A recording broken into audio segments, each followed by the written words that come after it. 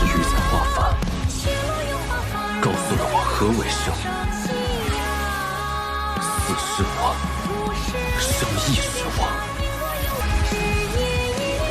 我自为我。 All his life, Wang Lin defied the heavens. He underwent 3 cycles of mortal transformation, but only once did he carry a regret that lingered through his entire existence, the second one, which was also the most touching chapter in all of Renegade Immortal. It was a chapter without grand battles, without miraculous encounters, only the grief of a father heavier than any formation, deeper than any hatred that had ever scarred his path. It began with a misunderstanding with Liu Mei. The result was a pitiful child, but out of hatred, Liu Mei refined the baby into a resentment spirit infant, and then abandoned him, leaving Wang Lin to face a child shrouded entirely in resentment. Even a heart tempered through countless tribulations could not help but tremble. He fed his son pills, tried every possible method, yet the resentment never dispersed. What he could not endure was seeing those pure, clear eyes being slowly swallowed by darkness. In the end, Wang Lin made a decision that changed fate itself. He abandoned cultivation, abandoned vengeance, abandoned the entire world just to stay with his child for a lifetime. He used the 2 strands of sword shell left behind by Ling Tian, who one to forge a physical body for his son, the other to protect his resentful soul.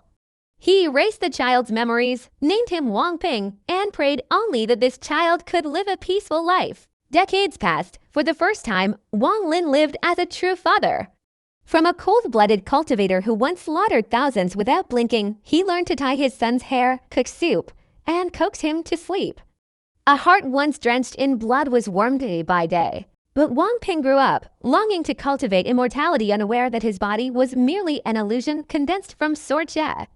The moment he stepped onto the path of cultivation, his soul would scatter and his body collapse. For the first time, Wang Lin refused his son not out of indifference, but because he loved him too much. From the first request to the third, his answer never changed, while his son's gaze grew quieter and his smile fainter. That child never knew he had already died long ago from the death of Li Mui, from Wang Lin's to failed battles against the heavenly Tao. Even now, Wang Lin could not grant his son the faintest hope of staying by his father's side. Eventually, Wang Ping stopped asking. He left, founded a nation, marched through wars, and declared himself emperor.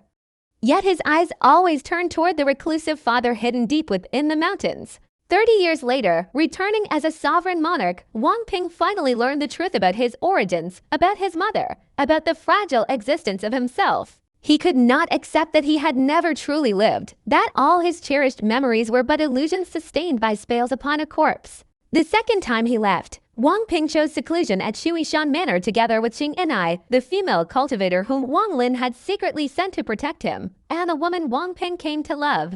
Another 10 years passed. Wang Lin grew old, his hair tangled and unkempt, his eyes no longer bright. The man who once defied the heavens now sat silently among the ashes of his life, unable to understand why his son never returned, only staring every day into the distant horizon. Yet Wang Ping had forgiven long ago. Out of pride, out of not wishing to wound his father further, he chose never to look back. Until the day a cultivator of the Lei clan, Lei Daozi, appeared, discovering Wang Ping's strange body and uttering the words, "This one was already dead." That fatal mistake struck Wang Lin's reverse scale. Yet even so, Wang Lin was defeated in one move by the life and death realm of a man who had already lived 70 years as a mortal. By then, Wang Ping was 73. He finally understood why he had never fallen ill, never tired, never had children, because he had been dead from the very beginning. Not wishing to burden his father with more pain, Wang Ping chose to end himself, leaving behind forever a final embrace for the man who had given up everything. The one who had slaughtered countless beings shed a single tear in silence. Xianxia, once merely a guardian, later his wife, who had stood beside Wang Ping for decades, was overwhelmed by grief and chose to follow her husband in death. Wang Lin preserved both of their souls, vowing that once he stepped into the heaven-trampling realm, he would resurrect them back into the world. 73 years of mortal life was not only a quiet lifetime spent with his son, but also the first time Wang Lin truly understood the heart of a parent. A chapter without bloodshed, without battles, yet carved deeper than 10,000 formations.